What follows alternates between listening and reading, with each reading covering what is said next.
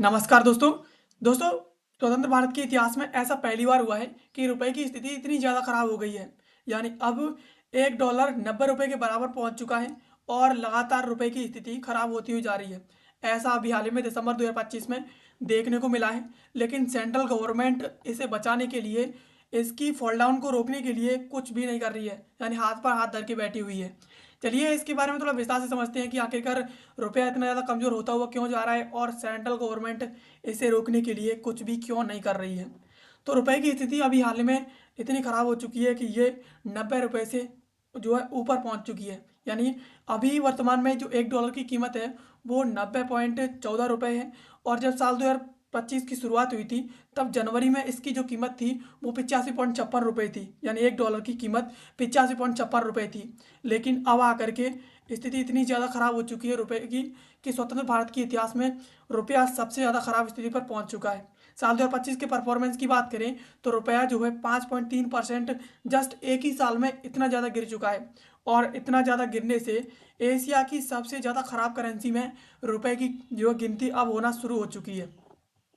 अब fall down की जो मेन जो रीज़न है उसकी बात करें तो यहाँ पर सबसे बड़ा कारण ये है कि जो फॉरेन करेंसी है वो भारत को छोड़ रही है। यानी विदेशी जो इन्वेस्टर्स हैं जिन्होंने भारत में आके इन्वेस्ट किया था, अब वो $17 बिलियन जो है लेकर के भारत के स्टॉक मार्केट से निकल चुके हैं साल 2025 में। तो इस वजह से कहने की भारत का जो रुपया है उसकी कीमत जो है लगातार गिरती हुई जा रही है। जब फॉरेनर्स के द्वारा अपना रुपया वापस ले लिया गया है और उन्होंने अपने रुपए को मनी में कन्वर्ट करके भारत में ही छोड़ दिया है, तो इससे कहने की जो डॉलर की भारत में डिमांड है वो काफ़ी ज़्यादा बढ़ चुकी है। एंड यहाँ पर रुपए की जो डिमांड है वो कम हो चुकी है और रिजल्ट ये आया है कि अब रुपया जो है कमज़ोर होता हुआ जा रहा है। एंड यहाँ पर फॉरेनर्स क्यों छोड़ रहे हैं, इसकी वजह यह है कि यहाँ पर जो यूएस इंटरेस्ट रेट है वो अब लगातार बढ़ती जा रही है। एंड इसके अलावा जो ग्लोबल जो पॉलिटिकल प्रॉब्लम्स हैं वो काफ़ी ज़्यादा बढ़ चुकी हैं। एंड इसके अलावा उन्हें डर लगता है इन सब चीज़ों से। एंड यहाँ पर जो अमेरिकन टैक्सेस हैं इंडिया के ऊपर वो लगातार बढ़ते हुए जा रहे हैं। तो इन सब चीज़ों से फॉरेन जो इन्वेस्टर्स हैं वो लगातार अपना रुपया लेकर के भारत से निकल रहे हैं।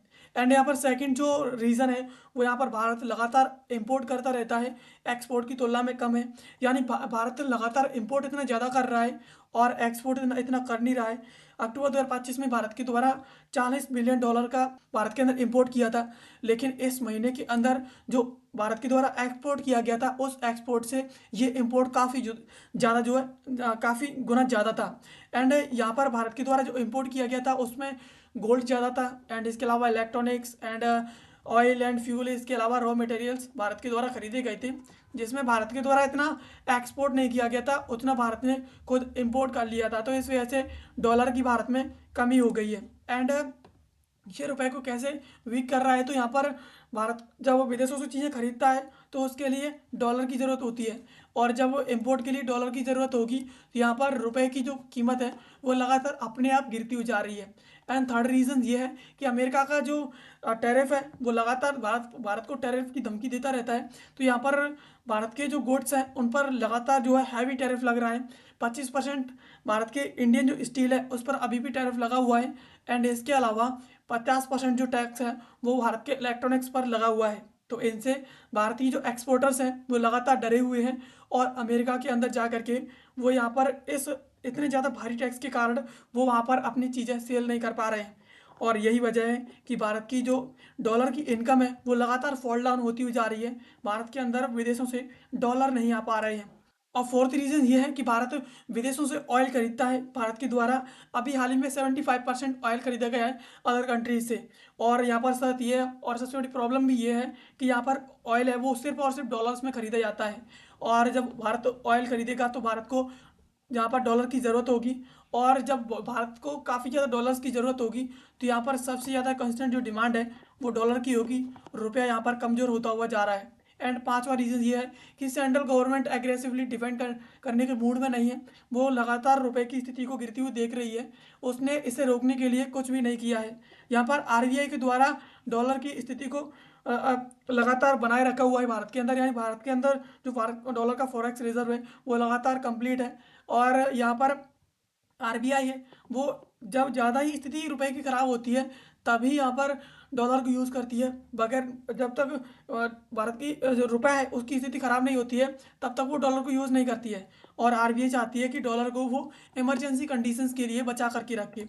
अब दोनों की हिस्टोरिक कंपैरिजन की बात करें तो साल 1947 में जब भारत स्वतंत्र हुआ था तब रुपए की स्थिति भारत के अंदर काफ़ी ज़्यादा मजबूत थी। लेकिन जैसे जैसे समय बीतता गया रुपए की स्थिति लगातार जो है अब आकर के खराब होती गई। एंड अब 78 सालों की कंपैरिजन की बात करें तो साल 1947 में एक यूएसडी यानी एक डॉलर था वो 3.30 रुपये के बराबर था। यानी उस समय भारत की इकोनॉमी थी वो काफ़ी ज़्यादा स्ट्रांग थी और रुपया भी काफ़ी ज़्यादा स्ट्रांग था।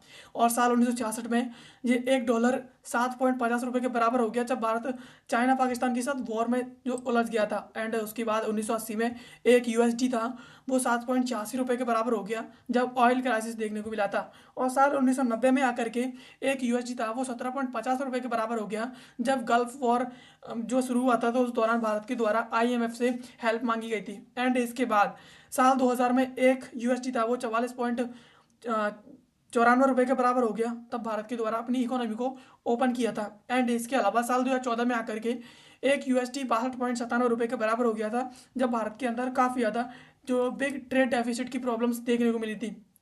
एंड इसके बाद आकर के साल 2020 में एक डॉलर था वो 76.38 रुपये के बराबर था जब कोविड-19 की पैंडमिक शुरू हुई थी। और साल 2025 में आकर देखिए स्थिति इतनी ज़्यादा खराब हो चुकी है कि 90.14 रुपये के बराबर पहुंच चुका है। यानी अब तक का सबसे ज़्यादा रुपए का खराब प्रदर्शन देखने को मिला है। अब इसकी महत्वपूर्ण बिंदुओं की बात करें तो साल 1947 में रुपया 27 गुना मजबूत था आज की स्थिति में। लेकिन 78 साल बाद आज सब रुपए की जो स्थिति है वो 2633% जो है रुपया अपनी वैल्यू को खो चुका है। एंड यहाँ पर 2000 से 2010 के बीच में रुपया की स्थिति जो है स्टेबल थी। एंड अब आकर के साल 2025 में यानी साल 2020 से 25 के बीच में रुपए की स्थिति लगातार जो है खराब होती हुई जा रही है। यानी मंथ वाइज की बात करें तो यहाँ पर अब आकर के रुपए की स्थिति एकदम खराब बढ़ी यानी एकदम डॉलर की स्थिति मजबूत होती गई। एंड उसके बाद फिर रुपए की स्थिति मजबूत हुई एंड अब आकर के लगातार डॉलर जो है मजबूत होता हुआ जा रहा है। यानी इकोनॉमिकली देखा जाए तो भारत का जो रुपया है वो लगातार कमज़ोर होता हुआ अब नज़र आ रहा है। अब यहाँ पर देखिए जनवरी की बात करें तो 85.56 रुपये था शुरुआत में जब साल की शुरुआत हुई थी। एंड मई में इसकी स्थिति जो है 84.70 थी। यानी यहाँ पर रुपया जो है काफ़ी ज़्यादा बेहतर प्रदर्शन था। एंड अब आकर के 90.14 यानी इतनी ज़्यादा खराब स्थिति हो चुकी है। एंड इसके अलावा अब यहाँ पर इसका क्या प्रभाव पड़ेगा इंडियंस के ऊपर तो यहाँ पर जो प्राइजेस हैं चीज़ों के वो काफ़ी ज़्यादा बढ़ेंगे। एंड यहाँ पर काफ़ी ज़्यादा एक्सपेंसिव होता हुआ जाएगा उसमें डीजल पेट्रोल होगा एंड फ़ोन एंड लैपटॉप्स होंगे। गोल्ड सिल्वर काफ़ी ज़्यादा कॉस्टली होता हुआ जाएगा। मेडिसिन एंड ड्रग्स काफ़ी ज़्यादा कॉस्टली होते हुए जाएंगे। एंड इसके अलावा एनी इम्पोर्टेड प्रोडक्ट जो विदेशों से मंगाया गया है भारत में वो अब काफ़ी ज़्यादा मजबूत होता हुआ जाएगा।